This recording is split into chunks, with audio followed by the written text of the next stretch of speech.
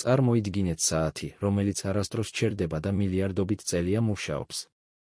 ეს საათი დამალულია ყოველ ქვაში, რომელსაც ფეხს ვადგამთ. გეოლოგები მას რადიაციულ დათარიღებას უწოდებენ.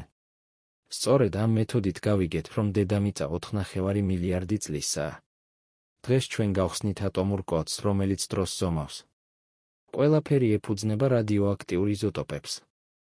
ზოგიერთი ელემენტი, მაგალითად ურანი, არასტაბილურია და დროთა განმავლობაში სხვა ელემენტად, მაგალითად ტყვიად იქცევა. ამ პროცესს ნახევრადდაშლის პერიოდი ჰქვია. ეს პროცესი მათემატიკური სიზუსტით მიმდინარეობს. თუ ჩვენ ვიცით, რამდენი ურანი იყო თავიდან და რამდენი ტყვია ახლა, ჩვენ შეგვიძლია გამოვთვალოთ ქვის ზუსტი ასაკი. გეოლოგიაში სხვადასხვა საათს ვიყენებთ.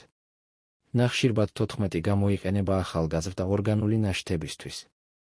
მაგრამ მილიარდობით წლის წინანდელი მაგმური ქანებისთვის ურან-ტყვიის მეთოდია შეუცვლელი.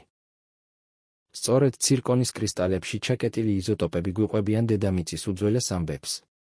რადიაციული დათარიღება არის მტკიცებულება, რომელსაც ვერ შევეკამათებით. ეს არის ქვის დაბადების მოწმობა. გამოიწერეთ არხი, რომ ერთად ვიმოგზაუროთ დროში ატომების დახმარებით. შეხვედრამდე.